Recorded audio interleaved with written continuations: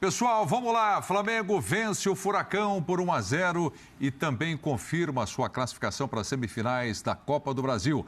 Bertozzi, foi um bom jogo, um placar magro, um jogo difícil. Gostou do Flamengo? É óbvio que seria difícil, né? Pelo contexto, a Arena da Baixada, o jogo muito travado no começo, muitas faltas, demorou para desenrolar. Mas o Flamengo hoje tem um nível técnico que ele consegue, se ele estiver bem, consegue se impor em qualquer lugar, contra qualquer adversário. Era óbvio, na reta final, especialmente depois daquela chance do 2-0 ali, que o Gabigol incrivelmente perdeu, que o Atlético veria ali uma tábua de salvação, iria para cima, criaria chances. E aí o Santos, quando exigido, também foi muito bem. Mas alguns jogadores do Flamengo tiveram uma noite muito inspirada e não falo só dos protagonistas, não.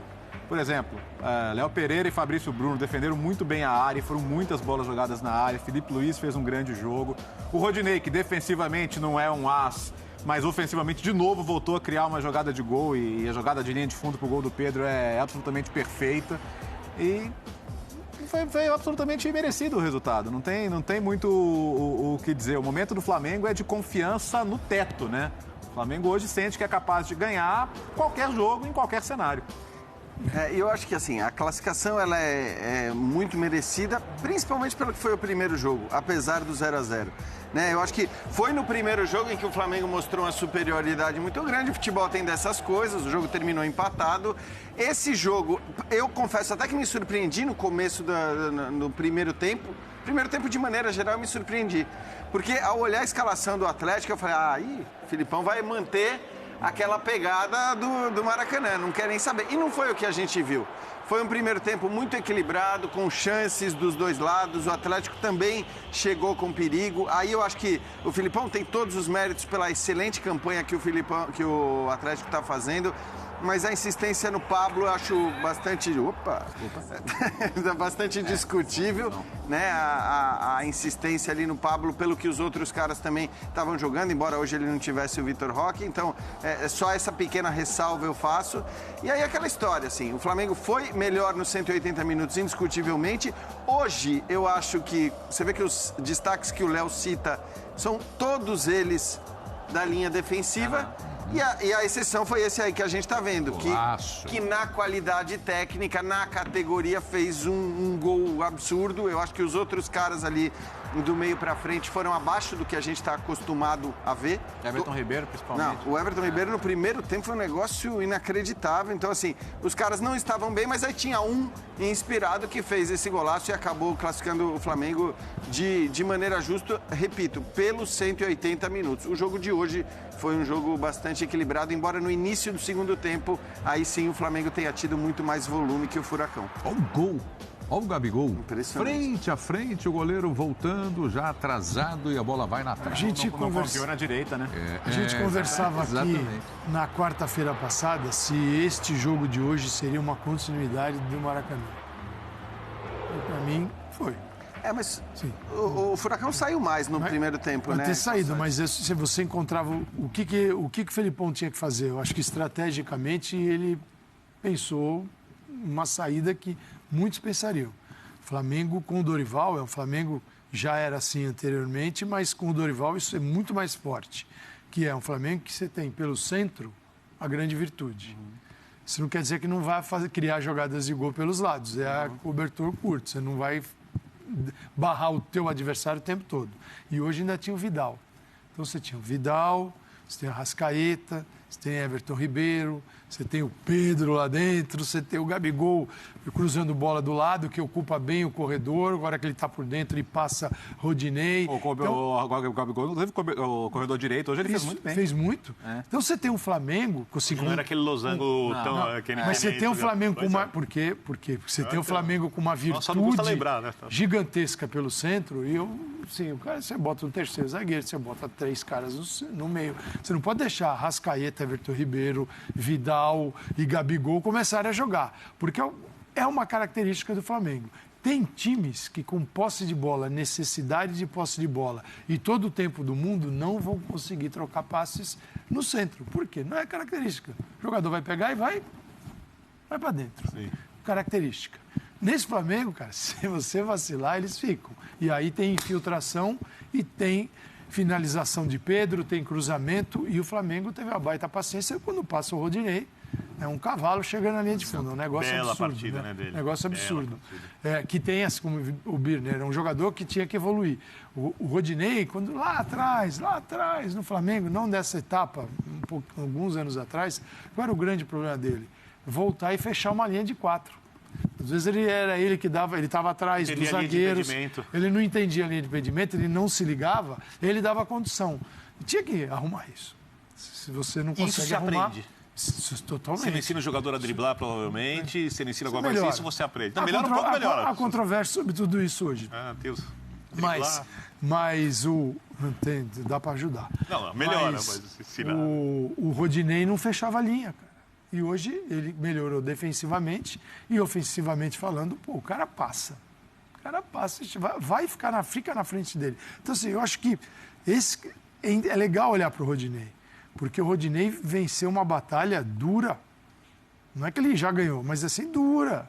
Dura com torcida, dura com crítica. Emprestado, né? Dura com... Foi emprestado. Voltou. Não, duríssima. Meteu gol contra. E aqui, ó, para entrar em parafuso a cabeça, assim, entra fácil. E acho que ele não tá nem aí, cara. Tá... Mas eu conheci ele pessoalmente, não sei se vocês também tiveram essa oportunidade. Ele é de um astral fora do comum. Verdade. Fora do comum. Eu acho que essa característica, Calçade, esse aspecto, ajuda muito ele. Do cara. Exatamente, né? É um cara Se ele fosse...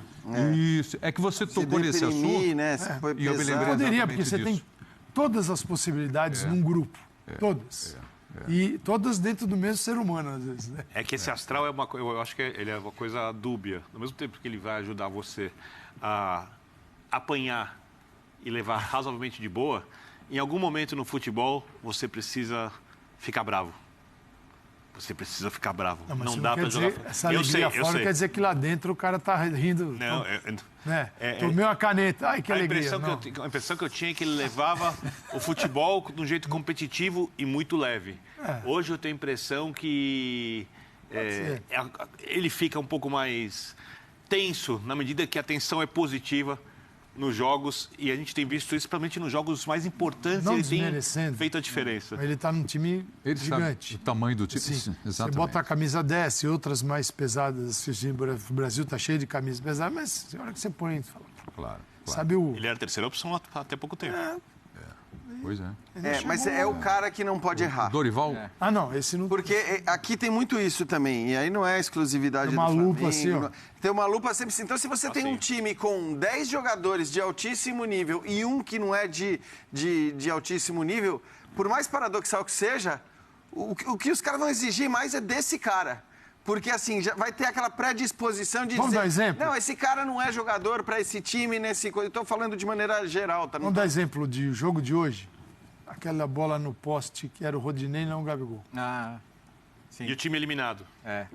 Mas não precisa, mesmo com ele classificado, Rodinei, aí era o Gabigol tudo bem. Mas Quando ele fez um gol contra, eu não lembro exatamente qual jogo. Vamos pro Dorival? Por exemplo. Seria pau nele. Dorival? Daí o Dorival Júnior, 25% de chance para cada equipe nas semifinais. Ele não vai falar. Não é ele que vai falar isso, né? Tudo bem, mas pode falar e eu ficar quieto também. Tudo bem. Eu dou o Dorival. Imagina o Dorival ali, olha, tem 90 Não, ele falou. e os outros 10 se Eu acho que dividem eu em tenho 3. 80, tem 10 pro Corinthians, 10 É que tem pro formas Fluminense. diferentes de você discordar. Você discorda do que ele falou, da postura Do dele? percentual. Eu acho que do outro lado, meio a meio. É. Do lado dele, o Flamengo, se pegar o América 85-15, 90-10, se pegar o São Paulo... Mas você acha que ele deveria? 30 Você acha que ele São deveria? Paulo, Você acha que ele deveria falar isso ou Não, não? não deveria. Ele falou que ele tem que falar. Ah, sim. Então, sim. você não discorda. Eu tô falando que eu tenho que falar também, eu acho. Assim como se você, Quem decide é quem tá vendo. assim como se você perguntar para o adversário dele, seja São Paulo ou América, ele não vai falar que ele tem a mesma chance que o Flamengo, não ganha nada com isso. Claro. Totalmente normal. Até mesmo antes do jogo acontecer, né? O Flamengo é o time mais forte, sobrevivente na Copa do Brasil. Então, não há como não tratá-lo como favorito. Sendo uma Copa e não um campeonato, em que um detalhe, uma expulsão, um gol perdido. Hoje, um gol perdido poderia ter mudado tudo. Arbitragem. Pessoal, E ele tem uma agenda cheia. Copa do Brasil, Libertadores, Brasileirão. Eu acho que o maior mérito do Flamengo hoje, passando rapidamente por isso, é que o Filipão conseguiu dar ao jogo a cara que ele queria. O jogo ficou tenso, ficou assim, um pouquinho acima do que a gente está acostumado a ver no futebol brasileiro. A primeira meia hora não teve muito jogo, né? Isso. Que é exatamente o que o Filipão gosta para tentar... Mas era isso mesmo que vocês esperavam do Ali era Atlético, um time que estratégia. está na semifinal da E o Libertadores Flamengo da ele conseguiu América lidar com isso muito bem. Era isso? Não, até Do porque... Atlético. O que se esperava do Ele podia ter Furacão? montado um time com mais construção, com um pouco mais de saída de jogo, mas ele optou por montar um time ali com 3 jogadores que pegam muito no meio, 3 zagueiros, tentar pressionar a marcação. Era... Passou isso aqui dele não empatar o jogo. Então, não, pros pênaltis. eu não diria nem empatar, porque acho que é verdade, você tem Eu razão. digo pelo placar. Mas eu foi diria, 1 a no 0. segundo Ele não tempo, o criou, Flamengo volta bem melhor do que o Atlético Paranaense, né? Os 20 minutos iniciais do Jogou segundo. mais no ataque. O Flamengo estava com volume que ele não tinha mostrado O gol quando até saiu então. estava maduro. Agora, no primeiro tempo, embora eu concorde com tudo que foi dito, que é claro que aquilo é estratégia do Filipão, inclusive acho que o time deu uma abusada nas faltas ali, né? Pegou duro, chegou algumas chegadas mais duras e tal. Enfim, foi uma estratégia que tem a ver com a escolha do Filipão, mas apesar disso, o Atlético conseguiu chegar também. O Atlético conseguiu criar algumas chances. Dentro do que foram as chances na primeira etapa, né? As chances do primeiro tempo, elas não foram muito claras. Aí eu só discuto a escolha dele pelo Pablo, porque acho que não é pegar no pé do Pablo, não. Mas eu acho que todos os últimos jogos que a gente tem visto do Pablo, eles não têm justificado a escolha dele para ser um cara, inclusive, né, para esse tipo de jogo que ele optou por ter hoje. O Pablo, para jogar de costas, ele é engolido pelos zagueiros. Exato, ali, cara. exatamente. Não é a posição dele. Não tem o que fazer. E mais um detalhe, a gente sempre critica, falamos já hoje um pouco sobre arbitragem. Eu quero elogiar a arbitragem. O jogo difícil para o árbitro. Klaus. Jogo difícil para o Klaus. Klaus Ele vem conseguiu muito conduzir o bem. jogo sem que o jogo ficasse muito picado, porque algumas coisas, obviamente, ele tem que marcar. Ele conseguiu conduzir a partida na maneira certa, não teve exagero nos cartões, não teve omissão nos cartões, na minha maneira de ver. Conseguiu adotar um critério o jogo inteiro. E esse era um jogo no limite para um árbitro mais fraco perder a mão do jogo. O Birner, eu estou plenamente de acordo com você, mas é incrível como a gente vê muitas vezes as mesmas pessoas que defendem uma arbitragem de Premier League no Brasil, né, aquele deixando o jogo rolar, deixando que as chegadas mais duras façam parte do jogo, exigindo que o Klaus tivesse terminado o primeiro tempo com 11 cartões amarelos, quer dizer, então, não dá, entendeu? Para ter arbitragem, para trazer arbitragem de Premier League, tem que trazer a índole, né? O comportamento. Você não dá para separar desse jeito. Você traz o árbitro de Premier League aqui, ele não sabe. Lembra quando o Fará, Eduardo Fará, que foi presidente da Federação Paulista, começou a trazer árbitro de fora? Castrilli. Era um alemão, era um árbitro famoso. Era um árbitro bem famoso. Eu estava dentro de campo, num jogo do Campeonato Paulista, aqui pela ESPN. Cara, saiu uma confusão. O árbitro não conseguia acessar a briga. Ele não tinha acesso à briga. É verdade. Ele não tinha por onde chegar nos jogadores na briga. Ele não sabia. Não sabe como lidar com ele isso. Não sabia lidar com aquilo. Ele desconhecia aquilo. Então, assim, é muito bonitinho falar, tem que trazer a arbitragem da Premier League para cá. Traz a Premier League para cá e manda a nossa arbitragem junto com os jogadores para lá. E vai ver o que vai acontecer. Helmut Krug, calçagem. Exatamente.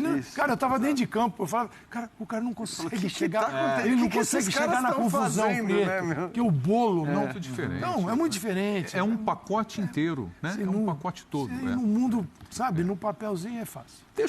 Eu gosto muito de discutir personagens e hoje está se apresentando aí o Pedro para a gente discutir. Marca um golaço, classifica o time com esse gol de bicicleta e os dias estão passando, a Copa do Mundo está chegando e a convocação também. Está mudando para ele. Vai ser convocado. Vai ser convocado? Tem jogos em setembro. Novos ventos. O rubro-negro vai se chatear porque vai ser agora durante a temporada. Mas vai ser. O Tite deixou bem claro aqui no resenha, né? Vai ser chamado. Assim, para bom entendedor, pinga a letra, né? Ele falou sobre característica e tudo mais. É uma característica dele. Só o Pedro Então, mas essa é a questão, porque eu acho que se tivesse um cara comendo a bola no futebol brasileiro jogando como beirada, ali jogando pelo lado. Não ia. Esse cara não ia. Não ia. Ele não ia, ele não tinha a possibilidade de estar na Copa do Mundo. Não tem espaço. Como a gente está falando de um centroavante que a gente sabe há muito tempo que tem muita qualidade, mas que jogava pouco, a verdade é essa, ele jogava pouco, a gente está falando de um cara que tem enormes chances de estar na Copa do Mundo. Eu imagino que ele vá ser convocado, sim, em setembro. O aumento da lista. Está em cima. Característica desejada. E o momento, cara, assim, isso é... E ele deixou claro, né, Calçado, que os 3 a mais são do meio pra frente. Futebol é uma loucura, né? Porque... O técnico precisa chegar no Falar meio de Gabigol, Até né? pouco tempo atrás, o Pedro era, assim, a característica do Pedro, ela é necessária e desejada, que é de um jogador realmente, ele manda ali na área, ele sabe olhar. O filho do Calçado gosta, tem faro de gol. Não, isso eu nunca falei. Não gosta? Fora de gol? O odor das redes. Eu acho que quem deve estar lamentando é o Matheus Cunha. Deve estar lamentando essa... Porque é o cara que, teoricamente, era alternativa para essa posição, mais com característica de centroavante. Ele é melhor como definidor de jogadas ali na área. E tem um negocinho que muda tudo, né, no futebol. Porque é difícil convocar jogador para a seleção, porque todo mundo quer jogador. Então teve a época do Hulk. Tite era um louco porque não levava o Hulk. Aí o Hulk deu uma queda. Bem lembrado. Sumiu. Essa turma sumiu. Aí teve a galera do Rafael Veiga. E eu não estou diminuindo desses jogadores, eles são extraordinários. Apenas que você precisa ter um equilíbrio nessa história de chamar ou não chamar o jogador. Porque senão você está montando uma seleção nova, você parte do zero toda a convocação. Então, teve também o Rafael Veiga. Aí o Scarpa fez assim. Rafael Veiga deu uma baixadinha, a turma do Rafael Veiga desapareceu. Agora, o Pedro, o cara não jogava. Ninguém podia pedir a convocação do Pedro. Você fala assim, o Pedro não está jogando, ele é um grande jogador, mas onde é que está o brilho, onde é que são os gols? E agora, se você pega os números, a interferência do Pedro, a partir do momento de chegada do Dorival no Flamengo, com gols mais assistências, está batendo quase um gol por jogo. Então, assim, é gigante. Com o aumento da lista e a necessidade de ter um jogador assim, é uma loucura não chamar. Eu acho que dificilmente ele vai ser titular, mas o técnico precisa chegar em algum momento na Copa do Mundo. Mas vai entrar. Eu preciso de um jogador com essa característica. Vai entrar muito. A seleção sabe, ela olha assim, primeiro você vai procurar onde? No primeiro escalão do futebol, que não é o nosso, né? Exato. Você não achou lá?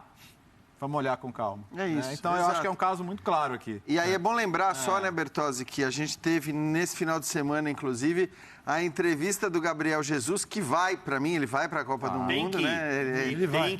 Ele vai, mas por tudo que ele faz, taticamente, etc e tal. Mas ele dando na entrevista ao João Castelo Branco falando que, cara, agora ele é 9, agora ele é centroavante. E ele quer ser no Arsenal esse centroavante. Que é uma declaração muito diferente das declarações que o Gabriel Jesus deu nos últimos anos todos, inclusive aqui no Bola da Vez. Porque ele sempre falou que preferia jogar pelo lado, preferencialmente pelo lado esquerdo, mas com o Guardiola estava jogando muito bem pelo lado direito, e agora ele se auto-intitulou também um 9. Então, ele pode até ser visto também com esse 9, como este 9 para a seleção, mas características diferentes da do centroavante, da do cara mais Só como para complementar o Pedro Ivo... Não, eu vou colocar na tela. Vai colocar? Pode ser? Então, pronto. Vamos colocar na tela, embora. porque Tá bom. nós recebemos o Tite aqui, vocês conversaram com ele e algumas coisas importantes foram ditas, como vocês mencionaram aqui, e o Tite hoje falou, e ali, olha, a Rádio Globo, agora há pouco, né, ele disse, olha, abre aspas, não vou fugir da pergunta. Pedro tem característica muito especial para enfrentar times com linhas baixas. Tem que ter opção de jogador com essa característica na seleção brasileira. Discutível. Basicamente o que ele disse aqui no resenha, né? É isso, né? É isso. Quase com as mesmas palavras. Confirmou, ele né? reitera. É o chamado convocou.